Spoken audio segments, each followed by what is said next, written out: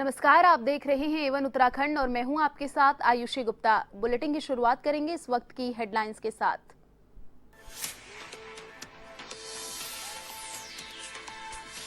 उत्तराखंड सरकार के निर्देश पर देहरादून से मेगा टीकाकरण दिवस का आगाज। मुख्यमंत्री धामी ने किया अभियान का शुभारंभ। जिले में लगेंगे 30,000 कोरोना के टीके। दिन भर में 1.5 लाख लोगों को वैक्सीनेशन का लक्ष्य।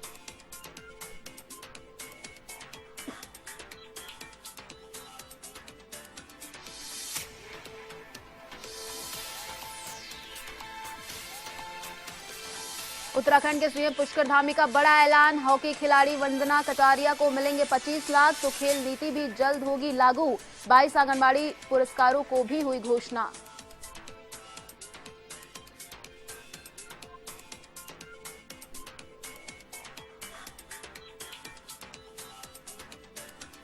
उत्तराखंड के विधानसभा चुनाव को लेकर कांग्रेस की तैयारी तेज। नेता प्रतिपक्ष प्रीतम सिंह पहली बार पहुंचे जसपुर। कांग्रेस कार्यकर्ताओं ने किया जोरदार स्वागत। कहा 2022 के चुनाव में जनता सिखाएगी बीजेपी को सबक।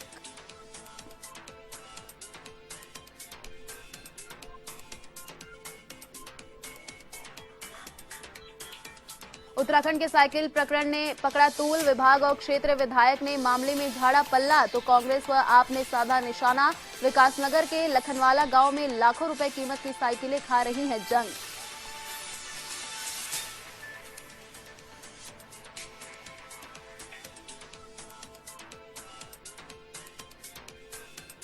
जसपुर में रिश्तों को शर्मसार करने का मामला आया सामने। 6 वर्ष की मासूम के साथ मामा ने किया दुष्कर्म। परिजनों ने थाने में दी तहरीर। पुलिस ने आरोपी को भेजा जेल में।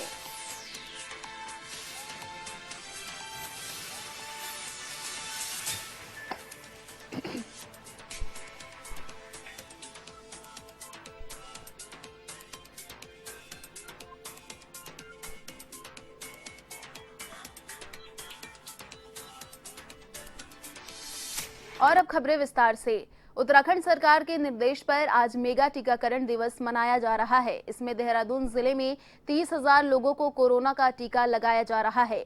अभियान का शुभारंभ मुख्यमंत्री पुष्कर सिंह धामी और स्वास्थ्य मंत्री धन सिंह रावत ने किया। मुख्यमंत्री पुष्कर सिंह धामी ने कहा कि हमारी सरकार ने मेगा वैक्सीनेशन का कार्य शुरू किया है। उन्होंने कहा कि दिन भर में 1.5 लाख लोगों को वैक्सीन लगाई जाएगी।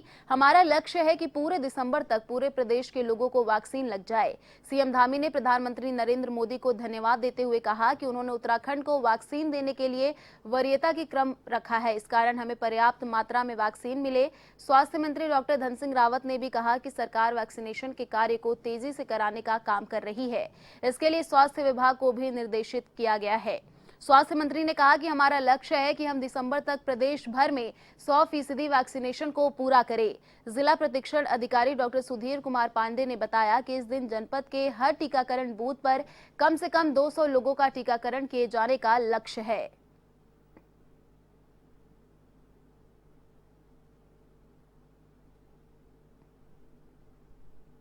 हमारी सरकार ने मेगा वैक्सीनेशन का कैंप प्रारंभ किया है। मेगा वैक्सीनेशन शुरू किया है। आज पहले दिन पूरे दिन भर के अंदर 1.5 लाख लोगों को वैक्सीन लगाई जाएगी और हमारा लक्ष्य है कि अगले दिसंबर तक सारे के सारे जो है प्रदेश के अंदर पूर्ण रूप से लोगों को पहली डोज लग जाए, पूरी तरह से वैक्सीनेशन हो जाए।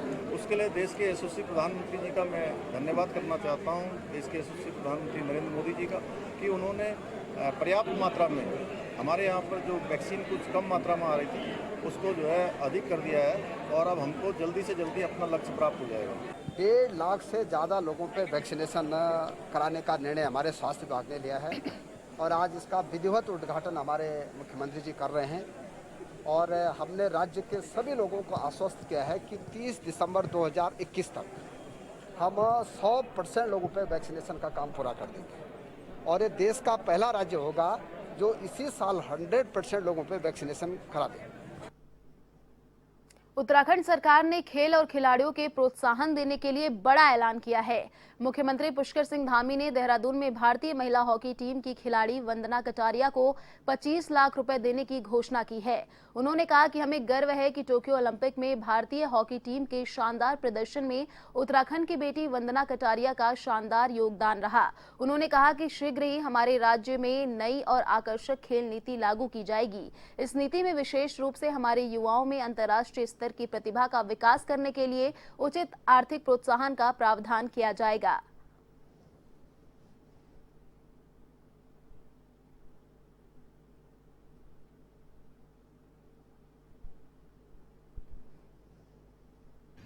भारतीय महिला हॉकी टीम का शानदार प्रदर्शन रहा है और इस प्रदर्शन में हमारे प्रदेश की हमारी बहन वंदना कटारिया का भी बहुत शानदार उसमें प्रदर्शन रहा है।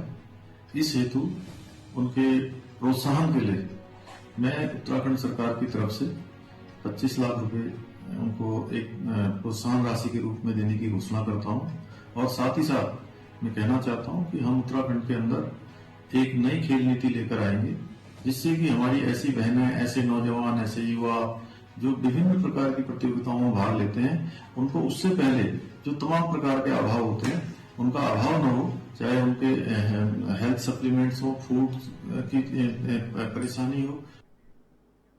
उत्तराखंड की वीरांगना तीलू रातौली की जयंती 8 अगस्त को है। इस दिन उत्तराखंड सरकार प्रदेश की महिलाओं को तीलू रौतेली राज्य स्तरीय पुरस्कार से नवाजेगी।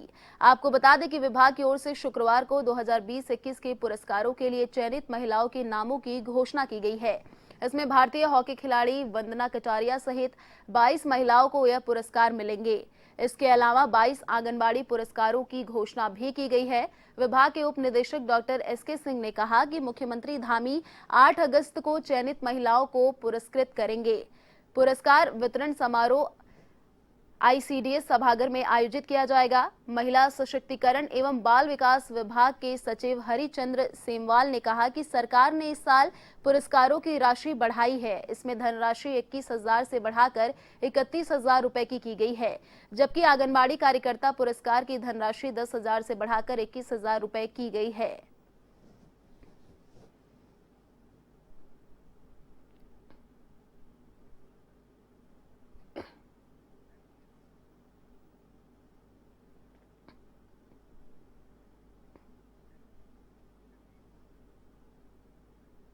आगामी 2022 विधानसभा चुनाव की दौड़ का आगाज शुरू हो चुका है।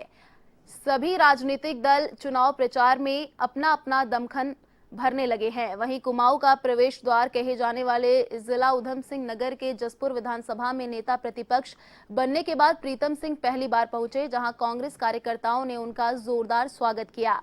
वहीं जसपुर के हीरा गार्डन में पहुंचकर नेता प्रतिपक्ष ने एक जनसभा को भी संबोधित किया। वहीं कार्यक्रम के दौरान भाजपा छोड़कर आए कई लोग और क्षेत्र की महिलाओं ने कांग्रेस का दामन थामा। वहीं नेता प्रतिपक्ष प्रीतम सिंह ने बताया कि जसपुर में पहले भी कई बार आया हूं और 2022 का चुनाव सर पर है और जनता भी भाजपा से त्रस्त हो गई है। महंगाई और बेरोजगारी भी अपनी चरम सीमा पर है। जनता भाजपा की नीति समझ गई है और 2022 के चुनाव में जनता इसका जवाब देगी।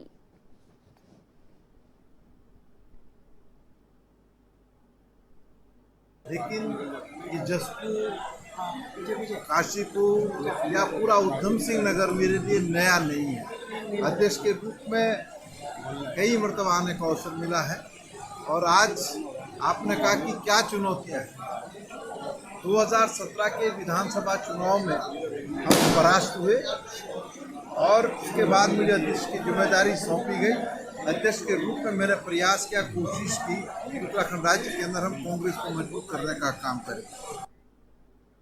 खबर अल्मोड़ा से, जहां केंद्र सरकार द्वारा किसानों की आय बढ़ाने और कृषि खाद्य उत्पादों को प्लेटफॉर्म देने के उद्देश्य से परंपरागत कृषि विज्ञान योजना के तहत कार्य योजना संचालित की गई, जिसके अंतर्गत अल्मोड़ा जनपद में उत्तराखंड फ्री ऑर्गेनिक 40 आउटलेट बनाए जाएंगे, जिसमें यहां जैविक खाद्य पदार्थों सहित कृषि उत्पाद पर्यटकों को परोसे जाएंगे ताकि काश्तकारों को आर्थिक लाभ मिल सके।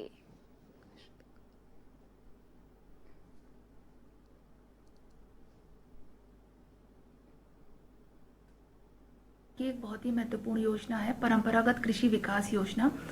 इस योजना के अंतर्गत जितने भी हमारे जैविक उत्पाद हैं उनको बढ़ावा देने के लिए और उसके प्रचार प्रसार करने के लिए सरकार ने हमें निर्देश दिए हैं कि उसके 3K ऑर्गेनिक उत्तराखंड के नाम से जो है वो आउटलेट खोले जाएं जगह जगह पे। तो जनपद अल्मोड़ा को भी इस क्रम में जो है वो 40 आउटलेट खोले जाने का जो है वो निर्देश दिया गया है। इसके अंतर्गत 2 एक्सक्लूसिव आउटलेट खोले जाएंगे और 38 रेगुलर आउटलेट जो है वो खोले जाने हैं। इसके अंतर्गत हमने जो है कृषि और जितने भी हमारे जो एजेंसी है और रेखी विभागों के माध्यम से जो है वो जगह का चिन्हीकरण शुरू कर दिया है। खबर विकासनगर से, जहां साइकिल प्रकरण सामने आने से प्रदेश सरकार के जीरो टॉलरेंस पर फिर से सवालिया निशाना खड़े हो रहे हैं।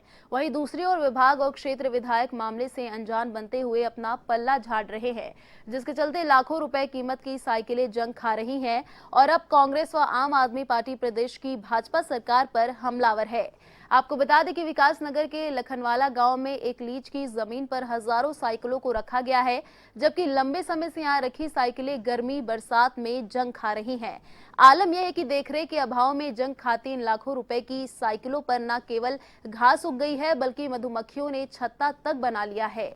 हालांकि इस प्रकरण पर अभी यह स्पष्ट नहीं हो पाया कि यह साइकिलें इतनी भारी तादाद में यहां आई कैसे और इनका संबंध श्रम विभाग और किस कंपनी से है।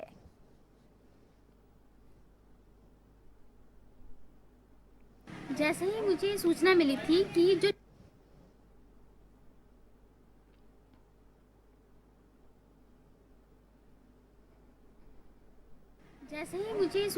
थी कि जो श्रम विभाग से जो मजदूरी कार्ड बने थे उनके द्वारा कुछ सामान आम जनता में वितरित करना था, उसका एक घोटाला पहले भी 6 महीने पहले उजागर हुआ था कि श्रम विभाग के जो उस समय मंत्री थे हरक सिंह रावत जी, उन्होंने एक साइकिल घोटाला किया हुआ है। जो साइकिलें बंटनी थी ये उन्होंने कहीं पर जब्त की हुई थी। तो लखनवाला से सूचना मुझे प्राप्त हुई कि खेतों में कुछ हजारों की संख्या में साइकिलें सड़ रही है। जब मैं वहां पर गई तो मुझे देख के बहुत ही आश्चर्य हुआ कि सच में वहां लगभग 10,000 साइकिल कीचड़ में धसी हुई थी। उनकी वो स्थिति कि उन पे जंग लगा हुआ था, टायर उनके सड़ चुके थे। बड़ा घोटाला श्रम विभाग द्वारा इस क्षेत्र में किया गया है और इस क्षेत्र नहीं पूरे प्रदेश के अंदर किया जा रहा है। जिस प्रकार से लाखों रुपए की लागत की साइकिलें आज कबाड़ कर दी गई, उसी प्रकार से करोड़ों रुपए की लागत के राशन किटें और टूल किटें भी इसी प्रकार से खाद करने का काम इस सरकार ने किया है। जिन जरूरतमंदों के पास ये सामान पहुंचाना था, इन्होंने वो सामान नहीं पहुंचाया और कहीं ना कहीं दोषी अधिकारियों को बचाने का काम ये सरकार कर रही है। हम सरकार से मांग करते हैं कि इस सभी प्रकरण के पीछे कि जो भी दोषी अधिकारी नेता इसमें लिप्त है उसके विरुद्ध कार्रवाई की जाए।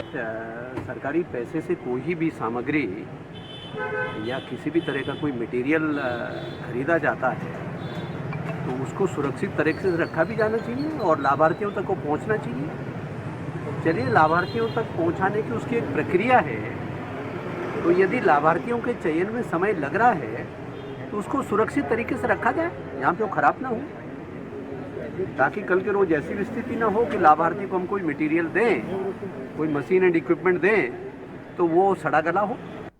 कोट से है, जहां नगर पालिका के सफाई कर्मचारियों की हड़ताल के तीसरे दिन बाजार में चारों ओर कूड़ा कचरा फैला हुआ दिख रहा है। इस कूड़े कचरे से पूरा बड़कोट बाजार अस्त व्यस्त दिख रहा है। साथ ही अधिशासी अधिकारी की ट्रांसफर का मामला भी तूल पकड़ता नजर आ रहा है।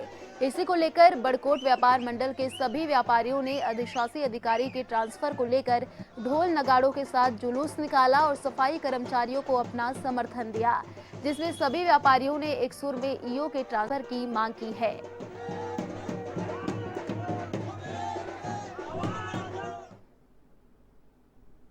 हम लोग बहुत त्रस्त हैं इन लोगों से और हमारे सफाई कर्मचारी मेन कड़ी हमारी शुरुआत हमारी सफाई कर्मचारियों से होती है। पूरा नगर हमारा कबाड़ से भर चुका है और आप कह रहे हैं कि क्या करेंगे, हम व्यापार बंद करेंगे, चक्का जाम करेंगे, कुछ भी करेंगे, लेकिन इस अधिकारी को यहाँ नहीं रहने देंगे। हमारी सफाई कर्मचारी की ही मांग है कि ये अधिशासी अधिकारी यहाँ नहीं होनी चाहिए, क्यों करके ये हर समय इनका शोषण करती है। अब शोषण करती है तो इसका मतलब ये थोड़ी है कि ये गरीब लोग हैं, इनकी कोई सुने ना।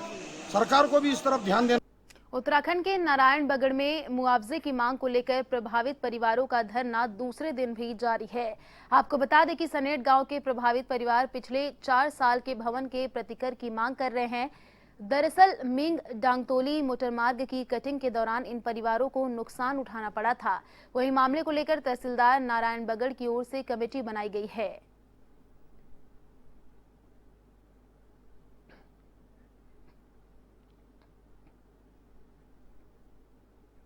उत्तराखंड के थराली में प्रधानमंत्री ग्राम सड़क योजना के खिलाफ ग्रामीण लामबंद हो गए हैं। दरअसल सनेट और डांगतोली गांव के ग्रामीण योजना में बरती जा रही लापरवाही के खिलाफ तहसील परिसर में धरने पर बैठे हैं। ग्रामीणों का कहना है कि मीम गधेरा डांगतोली मोटरमार्ग पर अनियमितता बरती जा रही है। वहीं इस मोटरमार्ग की कटिंग कार्य से सनेट गांव के मकानों को भी क्षति पहुंची है।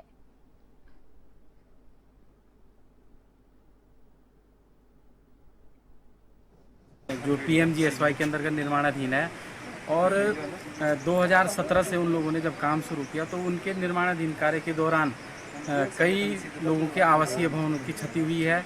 कई जगह पर रास्ते क्षतिग्रस्त हुए हैं, पानी के जलधारा क्षतिग्रस्त हुए हैं और लगातार बारिश से लगातार आवासीय भवन क्षतिग्रस्त होते जा रहे हैं। लोग 2017 से मांग कर रहे हैं, अपने जो क्षतिग्रस्त भवनों का मुआवजा है उसको लेने के लिए मांग कर रहे हैं।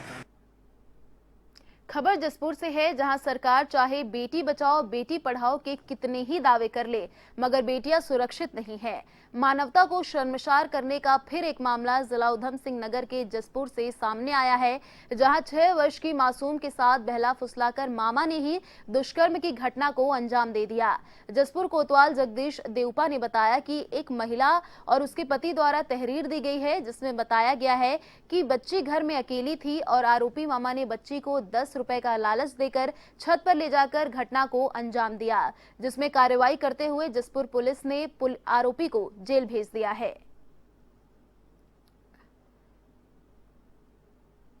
अपनी बेटी को लेकर के हमारे थाने में आई थी तो उसके रिश्ते में जो मामा लगता है वो 10 रुपये देने के बहाने से उसको अपने घर ले गया और छत में ले जाने के बाद उसके लड़के ने बलात्कार किया। इस सूचना पर थाना में मुकदमा पंजीकृत किया गया और अभियुक्त को पकड़ कर जेल भेज दिया गया। खबर रुड़की से, जहां आजाद समाज पार्टी के प्रदेश अध्यक्ष महक सिंह ने दिल्ली में 9 वर्षीय बच्ची के साथ हुए सामूहिक दुष्कर्म और हत्याकांड को निंदनीय बताया और मौजूदा सरकार को कसूरवार भी बताया। उन्होंने कहा कि जिस तरह से दिल्ली में 9 वर्ष की बच्ची के साथ सामूहिक दुष्कर्म और हत्याकांड किया गया, कहीं न कहीं दुष्कर्म करने वाले के पीछे मौजूदा सरकार का हाथ है। वहीं उन्होंने पुलिस प्रशासन से मांग की है कि जिस तरह से निर्भया हत्याकांड में 4 लोगों को फांसी दी गई थी, उसी प्रकार से इन आरोपियों को फांसी होनी चाहिए।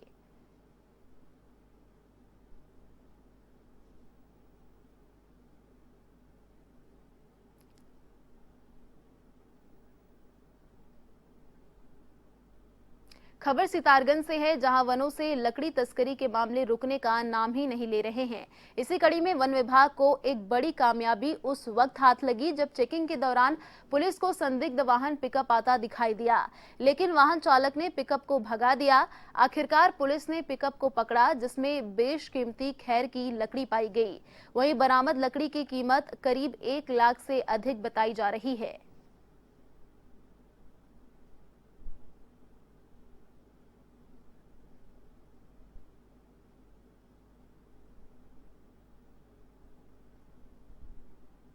पर्यटन नगरी ग्वालदम चमोली में पानी की व्यवस्था चरमरा गई है। 2 दिन से पानी नहीं आने के कारण लोगों को बहुत परेशानी का सामना करना पड़ रहा है। दरअसल ग्वालदम में कार्यरत जो लाइनमैन था, उसका ट्रांसफर गैरसैंड हो चुका था। उसके बदले कोई भी स्टाफ यहां पर आया नहीं, जिसे लेकर लोगों ने गुहार लगाई, मगर सुनने वाला कोई नहीं है।